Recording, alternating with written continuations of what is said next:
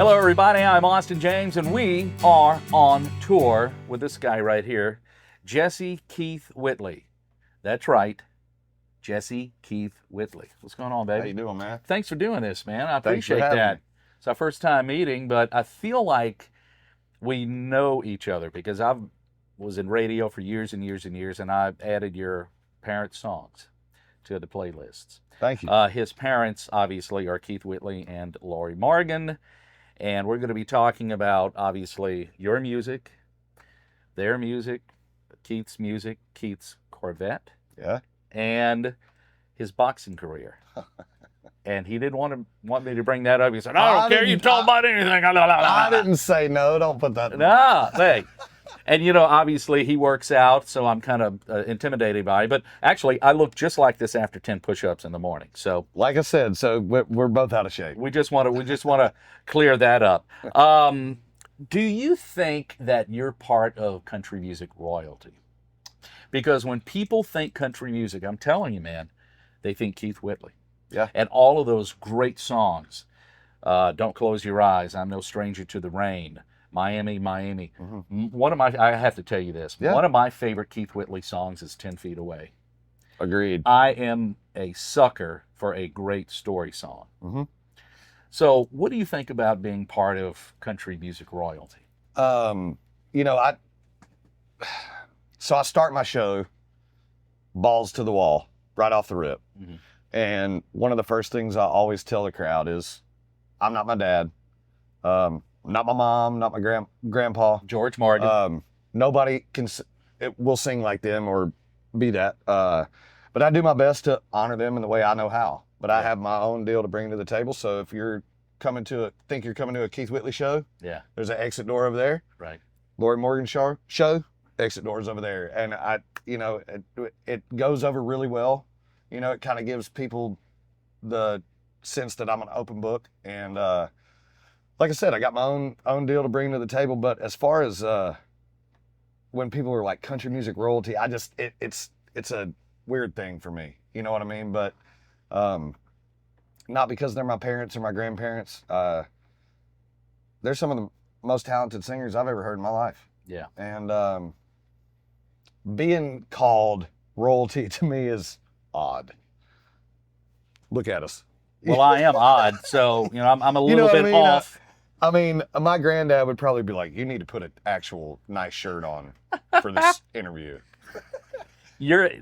Folks, if you don't know, if you're not familiar with George Morgan, I want you to look him up on the internet. Look up images. He's the spitting image of his grandpa, the eyes and the face and everything. It really is cool.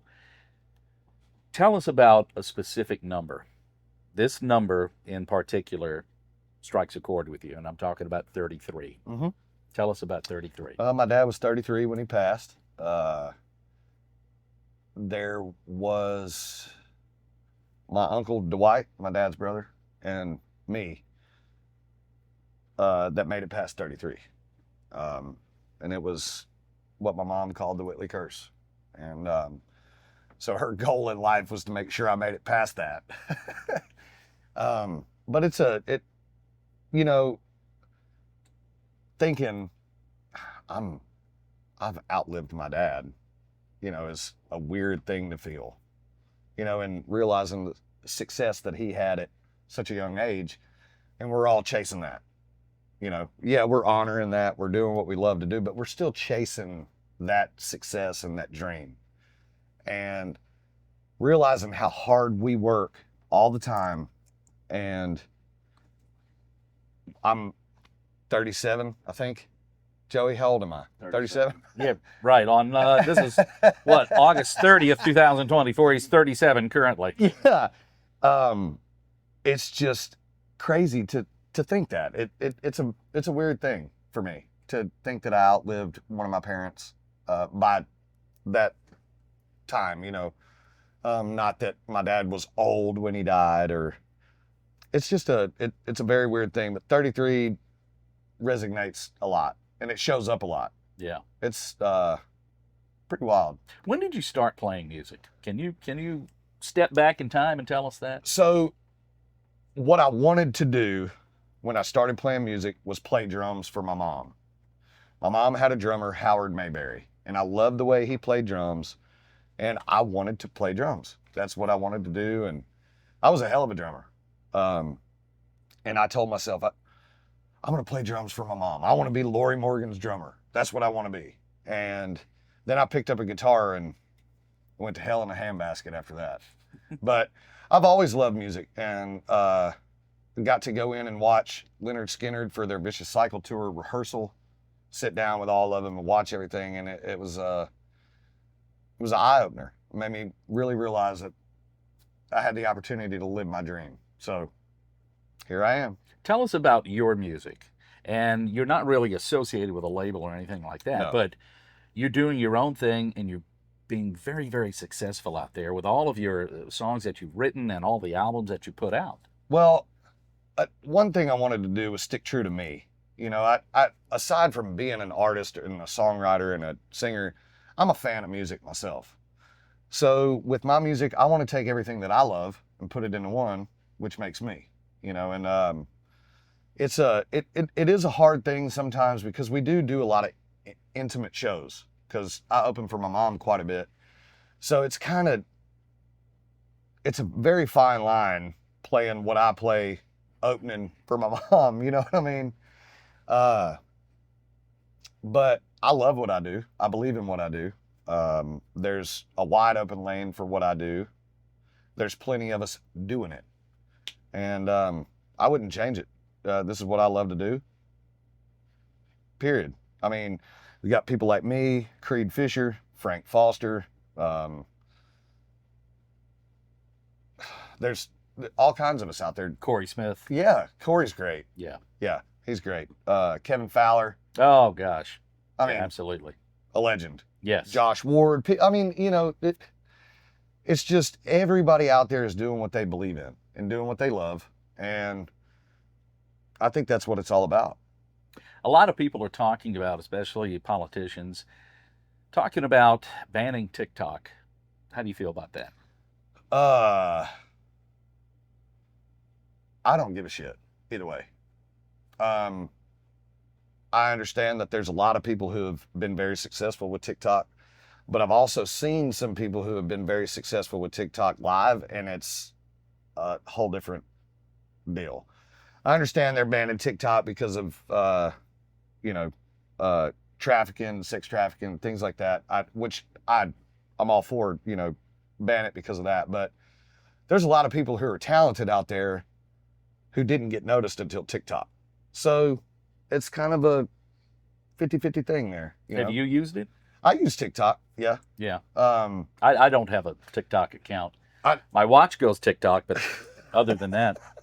No, I do have a TikTok, and we post some things here and there. Probably not like we should. But as far as me on TikTok, I'm not doing all the videos and whatever. I'll post a video singing a song or clip from a show, but I can't, I don't have the patience to sit down and edit 17 videos for a 10-second clip. Do you like making music videos? Music videos? Well, what do you think about that? Like TikTok videos or music Well, just videos? regular music videos. Oh, I love shooting music videos. Is that right? I love that. Good. Yeah, it's one I love because I like writing the treatments for them. So I like listening to the song and thinking about how this video can play out. Because when I grew up, that was a massive thing. Like videos, music videos. Can't wait to see Clint Black's new video or Aaron Tippin or Lori Morgan, Clay Walker, Sammy Kershaw, whatever. Like something we all look forward to was watching music videos. And I feel like the music industry in a whole has kind of lost that. Nobody really cares about music videos anymore. You know what I mean? I love them. I still love watching. No, I do too. I agree 100%. But and I did a lot of research on you and your music through your videos. Well, we got some new ones coming soon. So I can't wait for that. Yeah, we're in the middle of fixing to go back into the studio and cut a new project. So I'm pretty excited about it. Great. Did you collaborate with a lot of people on this project? No. It was all you? So we've got 12 songs that are all original. There is 3 songs that were co-written. Everything else I wrote. or my cousin John Whitley wrote them. So we're doing 3 of John's, and the rest are all originals. We can't wait for that. I'm excited about it. Man, that's going to be a great announcement. Yeah. I guess on your social platforms and whatnot, you've got Facebook and Instagram, TikTok. Probably MySpace too. It might be buried in there somewhere. MySpace. I wish I could pull up my old MySpace. Oh yeah, remember what was it? The top 10 friends, and then you can do like a different background and music. Yeah, you do a and all this background other and stuff. a theme song and everything. Yeah, that was incredible. I think I pulled up my MySpace page a few years back, and and the browser had a warning. This is not a safe area to go into. No, no, no, no. I said, well, neither is Facebook or anything like that. But yeah, MySpace was, wow, that was the thing back then. It was the start of social media. Yeah, I wonder what Tom is doing now. Remember Tom, the guy that whenever you had a new MySpace page, Tom would pop up. You know, he's at the board or Tom's whatever probably else. sitting on the beach drinking a Mai Tai. Yeah, lucky guy. Let's talk about the Corvette. Let's talk about it. Let's talk about Keith's Corvette. It was returned to the Whitley family, right? Of sorts. Of sorts would be the correct terminology. My cousin bought it, and bought it from a friend of mine, Randy Matthews, who owns Nashville Music Guide. And Randy told my cousin, he said, I'll sell it to you on one condition. If anything happens, it goes back to Jesse. He agreed in writing, and he passed away suddenly, and that didn't happen. It got sold, somebody else has it, whatever, you know, all fine and dandy. But they do honor that car, you know, they make sure that it's shown for what it should be. But I had a Mustang as my first car, and the Vet, and an old farm truck, F-150, single cab. I'll take that. POS. I loved it. I'll take it. I loved it. Kershaw bought it for me. Oh, okay.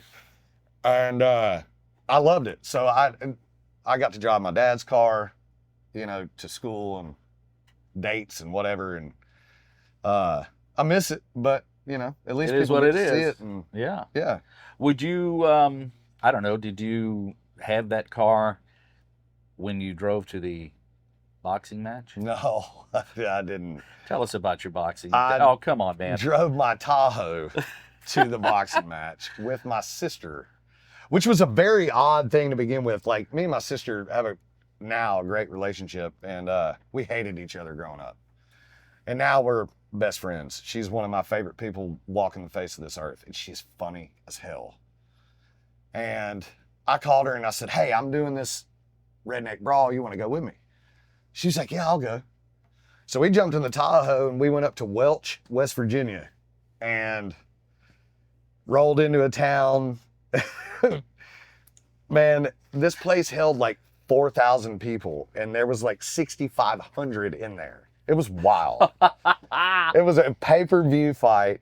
You know, I'd fought street growing up, whatever, bars, whatever, locker rooms, but never on pay-per-view. It was wild. It was fun, man. The guy I was supposed to fight, I did not like at all, and I wanted to hurt this man bad. Why?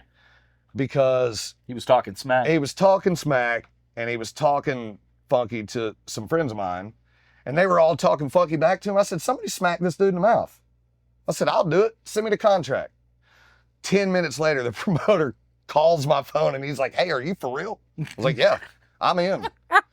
Me and my wife were at Tootsie's in Panama City when he called me. Yeah. And he was like, all right. So he sent me the contract, and I signed it right there and sent it back to him. And like 3 weeks later, he had the guy come up with a bunch of excuses why he couldn't make the fight. I broke a rib, whatever. And he said, what did he say? We're on the bus, and you know, you never know what's going to happen. And my band doesn't know how to follow directions. Yeah, you never know what's going to happen on a tour bus, because this is Austin James on tour, and we're talking with Jesse Keith Whitley. And yeah, you know, they're back there making sure everything is Ticket. okay. He's got a lot of bodyguards. I mean, he doesn't need it because, he's a street brawler and I'm a nice guy. Come on. yeah, he's a cool guy, but he's a street brawler and he can take care of himself, and that's why I'm kind of intimidated. But anyway, the boxing match progressed, So- and then This guy pulled from the fight, and the promoter called me, and he was like, "Hey, man, I got you a fight." Because I told him, I said, "Well, at this point, I'm not going to back out. You find me a fight, I'll fight, whatever." So he called me, and he was like, "This guy's a fan of yours, and he just wants to do it because he's a fan." And I was like, "All right." And this dude was the nicest kid you could ever meet. Yeah. And I felt bad about it, but I wasn't going to lose, and it was fun, man. You gave it to him. Yeah, I mean, I'm actually good friends with Tyler now. He's a nice young kid, and he was fun to be around. yeah. And he kept saying my mom was hot, trying to piss me off like that. Like I hadn't heard that my whole life.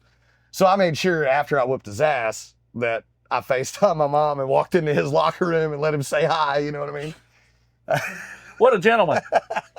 That's great sportsmanship right there. But I tell you after what, man, beat that a was- guy, beat him to a pulp, and hey, by the way, you was talk to my fun. mother. I know you have a crush on her. No, it was a good time, man. He was a good kid. I'm glad we got to do it. Tell us about your family life. When you're not on the road, you go home. Mm-hmm. What do you do? How are the It's kiddos and whatnot? Who cut that song Lone Star, Mr. Mom. Yes. It's my life during the week. I'm vacuuming floors, cleaning counters, taking the kids to school, changing diapers, rubbing my wife's feet.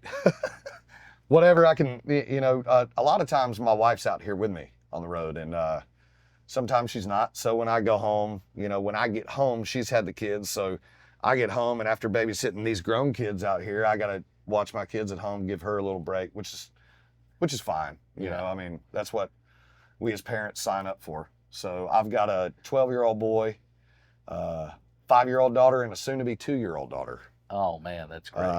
Yeah. Congratulations. Thank you. I appreciate that. Yeah, I know that you're a really good dad, good family man, and you've got great Try to be. values. I loved reading about your values and how you are pro-America and you Best like to country in hunt the world, and man. fish and all these great things that people love to do. That's the best country in the world, and I'm proud to be from where I am, from where I'm from. You know? I wouldn't trade it for nothing. Absolutely. One last thing. What is your opinion on the Uh-oh. different No. Uh-oh. The different directions of country music? I mean, there's always a pendulum, okay, in mainstream country Yeah. music. There's always a pendulum. They had this time where they had the quote-unquote bro country. Mhm. It was rapid, but then there's kind of a swing to some traditional sounding Mhm. songs like Zach Top and Randall King and some of these Nobody's other out guys. singing Zach Top. What do you Not happening. What about you? I mean, what do you think? What's your opinion? I think that country music is the biggest genre of music that there is, and I think there's a lane for anybody who wants to do what they want to do. Just because you don't like my music or I don't like yours doesn't mean it's bad. It's just not my taste, you know. Like I said a minute ago, I was talking about Frank Foster and a couple of those guys. Like I'm a huge Frank fan, aside from the fact that he's one of my good buddies. But I feel like he's like the Waylon of today. Yeah. You know, he's badass. If you ever get a chance to go see him, man, go see him. I've been knowing Frank since 2014. I'm a fan. He's a good dude. He's He a sticks to friendly what he guy. said. Yeah. Jeremy, his drummer, his manager, they're good He's people. a great dude. Yeah. The whole band's top notch. And as far as singing, Cody Johnson and Zach Top, there ain't nobody out singing them dudes. It's not happening. But I just feel like everything evolves all the time, so we have It to be does. acceptive of that. Yeah. And like I said a minute ago, that country music's a massive genre of music, probably the biggest in the world. There's room for everybody. Yeah. So make the music you want to make and be happy about it. In your show, do you still do there's a Journey song that you cover, Faithfully, Faithfully. Do you still do that one? I do, but I don't. It just kind of depends. It's one of those deals I throw in. So that song I cut was my mom and dad's song. And on my dad's tombstone, it says "Forever Yours Faithfully." So I made a picture video for my mom for Christmas and went in and cut this song and put the song to the video, but I used her band. And they slayed it and killed it. So when I'm out with her, I do it quite a bit. But that was a hard song to sing. I mean, the Southern rock version of "Faithfully," Yeah. but nobody can sing like Steve Perry, you know. So Right. that's a hard song to do anyway. But we kind of put our own touch on it. It was a lot of fun. What's your opinion about? I know you're not associated with a label, and you're Mhm. very successful. What's your opinion of the label relationship with radio, and then the label relationship with the artist, and the control that they have, and sometimes they don't relinquish control for artistic I ability? think there's a lot of artists who have cut some great songs that labels have just shelved, and they're kind of making the artist put out what they want instead of letting the artist put their craft out. Now that being said, people like Brantley Gilbert, you know, Brantley's one of those dudes like kiss my ass. I'm going to put out what I want to put out. I'm going to sing what I believe. I'm going Right. to write what I Yeah. believe, and that's, you know, I'm black and white, and that's what you're getting. I feel like there's a lot of artists who are kind of not sheltered, well, maybe sheltered a little bit because of a label, you know, because they're super talented and they're not getting to put out their best music. You know, there's always people that, well, that's why you're not ever going to be with a major label making millions of dollars. That's fine with me. I don't care. Yeah. I'm going to stick true to me. You're making a living. You're taking care of your family. Yeah. You're having a good time. Yeah. Do you consider yourself an outlaw? Absolutely. It's on my back. Yep. It's on his back. Yes, absolutely. We go against the grain, and That's why people love you, because you do your own yeah, thing. I mean, people love outlaws, right? Everybody loves Tombstone. Yeah. You know, yeah, absolutely, yeah, most definitely, absolutely, and you know, I know a lot of the old school outlaws, like generation-wise, like Wade Jennings, outlaw. You know what I mean? David Allan Coe. Yeah, hell yeah, legit outlaw. Yeah. Literally. Legit. Yeah, Literally. yeah. Literally outlaw. Let me ask you quickly about bluegrass music, because I know your dad was involved in bluegrass a long time Yeah. ago with Vern Gosdin. Yep. A long time ago. What about bluegrass? I love bluegrass. Can't sing it, but I love it. Do you play it? No. Do you have anybody in your band that has a banjo? Then No, Play a little bit but of I will tell bluegrass? you, Tennessee blues is one of my favorites. Highway 40 Blues, love that song too. Oh, But bluegrass has just never been something I sing. I love listening to it. I'm a Dan Tominski freak, but as far as singing it, playing it, I don't do it. let me ask you this. It's a get to know you game. Okay. Okay? I want you to tell me the first thing that comes to your head. You have two choices. All right. All right. You have 2 weeks vacation per year. Okay. All right. Would you rather spend it in a cabin in the wintertime or on a beach house on the beach? That's in not the fair. summertime? Both. No. You said 2 weeks, right? You have Give me a week of both. No. You got 2 weeks. You got 2 weeks for either one. What is the first thing that pops into your head? Well, what season is it as far as the cabin goes? Because if it's deer season, I'm going to the cabin. If not, I'm going to the beach. Yeah, say you could take 2 weeks in the winter in a cabin or 2 weeks in the summer on a beach house. You have to choose either. One of each. Like I said, if it's deer season, I'm going to the cabin. Yeah. If not, I'm going to the beach. Okay, we'll accept that. So, I'll say the beach. College football or pro football? College football. Oh, I'm with you 100%. Apples or oranges? Apples. Do you like apple pie? I do. Next I time got a you jar of it right there. Do you really? Hey, next time you have apple pie, okay, make sure you have a slice of hot apple pie Mhm.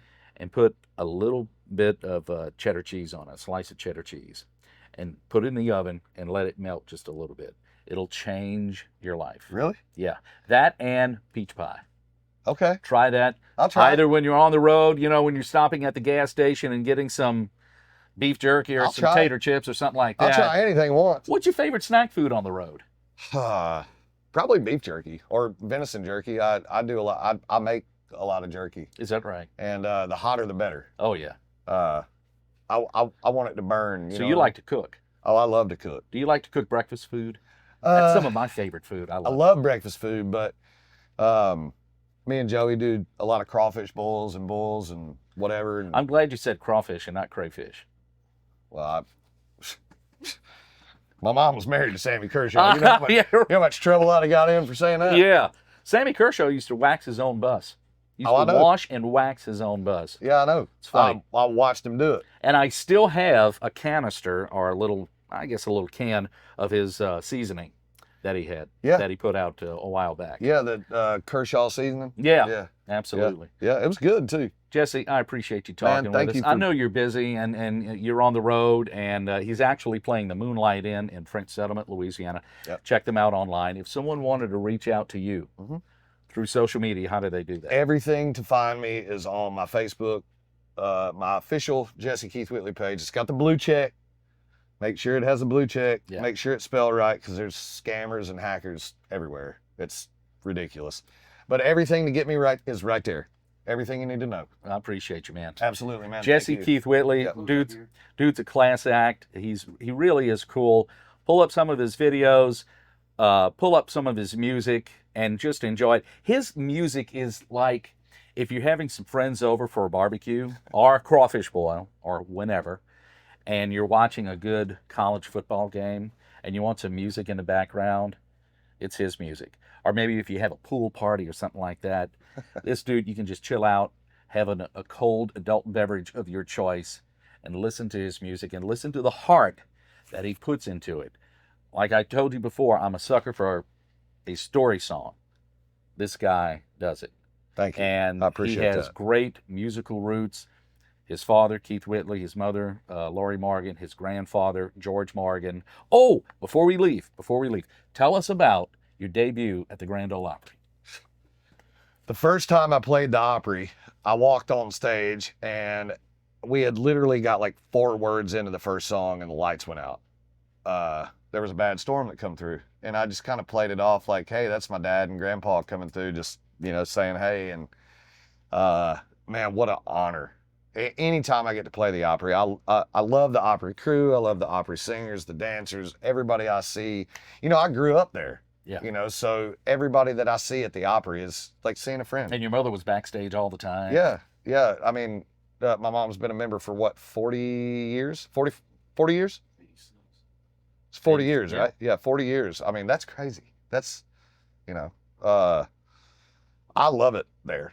Anytime they ask me to be a part of it, I'm in. That's great. 100%. Man. Yes, sir. That's great. Well, he's part of a great community, and his name is Jesse Keith Whitley. Please look him up online, follow him on his socials, and go out and see him at a concert. He Come really on. does put on a great show. Jesse, thank you so Appreciate much. it, brother. Thank you. Yeah, right. He's a boxer. You squeezed my hand way hard. What did he say? It's Austin James on tour. Thanks for watching. Remember to like, share, and subscribe to the channel.